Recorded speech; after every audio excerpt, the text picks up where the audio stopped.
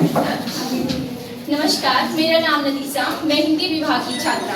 सर्वप्रथम धन्यवाद करना चाहती हूँ मैम को कि उन्होंने आज हिंदी दिवस पर मुझे अपने विचार व्यक्त करने का मौका दिया, और साथ में सभी श्रोतागणों का जिन्होंने अपना बहुमूल्य समय निकाल के मेरी इस 5 मिनट के भाषण के लिए वे समय निकाला।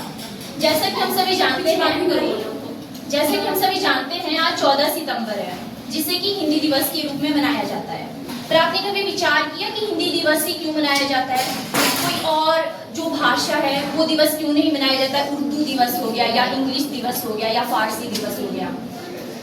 वास्तव में भाषा है क्या? एक्चुअली भाषा क्या है? भाषा एक माध्यम होता है जिससे क्या करते हैं, हम अपने विचार जो है दूसरे तक पहुंचाते हैं और दूसरे के विचारों को भाषा के माध्यम से समझते हैं। ठीक है, तो भाषा एक्चुअली एक माध्यम है। वो भाषा आपकी इंग्लिश हो सकती है, हिंदी हो सकती है, फारसी हो सकती है, उर्दू हो सकती है। ठीक है, तो अब इतिहास क्या है इसका कि हिंदी दिवस कब से मनाने लगे हम? हिंदी दिवस जो है 14 सितंबर 1949 से जो है हम मनाते हैं। क्यों? क्योंकि उस दिन जो है हिंदी को जो है राजभाषा के रूप में दर्जा मिला। राजभाषा के रूप में दर्जा मिला हुआ हिंदी को, राष्ट्रभाषा के रूप में नहीं।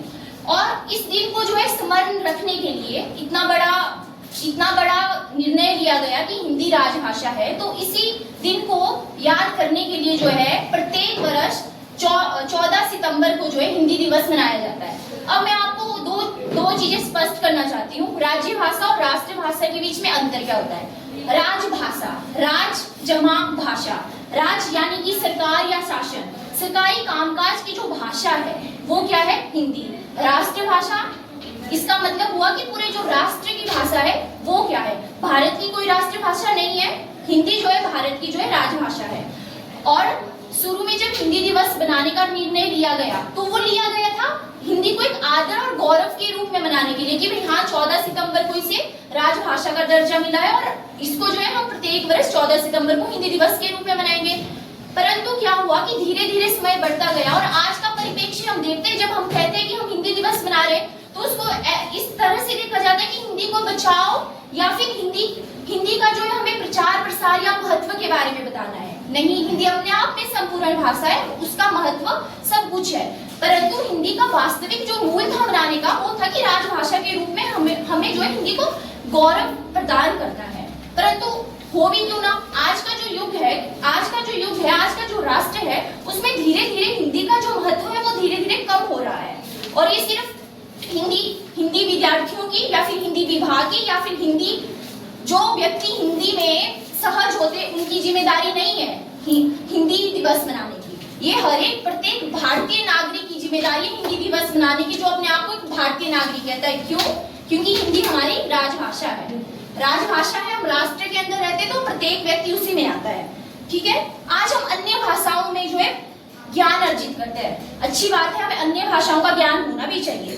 परंतु आज का परिप्रेक्ष्य कैसा हो गया है? अन्य भाषाओं में बात करने में हम बहुत ही अपने आप को सभ्य मानते हैं, परंतु ये सही नहीं है। और हिंदी में कहीं ना कहीं हम बात करने में लज्जा महसूस करते हैं। ऐसा क्यों है? ये विचारधारा कहां से आई? क्यों हम कभी भाषा के मध्य किसी भी व्यक्ति पर टिप्पणी करते हैं या फिर उसके ज्ञान का अनुमान लगाते हैं, ये कितना ज्ञानी है और कैसे? और ये सब कैसे होगा? मेरे भाषण देने से या नारे देने से या फिर कुछ एक विभाग बनाने से या फिर हिंदी संरक्षण नीतियां बनाने से। ऐसे जो हिंदी को सम्मान मिलेगा हमारे और आपके दृष्टिकोण के बदलाव से। जो ये दृष्टिकोण उन व्यक्तियों का, चाहे वो राह चलता व्यक्ति हो या फिर उच्च पदवी पर बैठा हुआ व्यक्ति, जिसकी दृष्टि में जो है हिंदी एक नीमन और नाम मात्र की भाषा है। हमारी दृष्टि बहुत ही ज्यादा महत्व रखती है। कहते हैं जैसी दृष्टि होती है वैसे ही सृष्टि होती है। तो मेरे को इधर जो है आचार्य विनोबा एक महान व्यक्ति रहे हुए हैं, उन्होंने इस पर कुछ कहा हुआ था। उनके मैं विचार रखना चाहती हूँ कि मैं दुनिया की सभी भाषाओं की इज्जत करती हूँ, पर मेरे देश में हिंदी की इज्जत ना हो ये मैं सह नहीं सकती। सही बात है, अगर हम भारतवासी होकर भारतीय भाषा हिंदी का ही सम्मान नहीं करेंगे तो क्या आपको लगता है कि अन्य देश के लोग हमारी भाषा का सम्मान करेंगे? मैं ये हरगिज नहीं कहती कि अन्य देश की भाषाएं ना सीखे, आप सीखे, बहुत भाषाएं सीखे, परंतु अपनी जड़ों को कभी मत भूलिए। और लास्ट में अपनी पूरे इस भाषण को थोड़ी सी कविता के माध्यम से समेटना चाहूंगी, जो कि 6ठी कक्षा की एक लड़की ने लिखी है। नाम मुझे नहीं इस टाइम याद आ रहा है उनका। हिंदी भाषाओं की भाषा है जिसके बोलने से ही हो जाती दूर दूर निराशा है। क्या कहा कि हिंदी भाषाओं की भाषा है जिसके बोलने से ही दूर हो जाती हर निराशा है। यह भाषा बनी है वर्णमाला रूपी मोतियों को पिरोकर। कैसे? यह भाषा बनी है वर्णमाला रूपी मोतियों को पिरोकर, क्यों न रखे आने वाली हर पीढ़ी को इसे संजोकर। हिंदी से ही संवेदनाओं का उद्धार है, हिंदी से ही विचारों का विस्तार है। रग रग में यह भाषा होती है बसी, मेरे वतन की बोली इसी से है रची। आइए सब मिलके कसम लेते हैं, जुआ जुआ पर होगी हिंदी भाषा।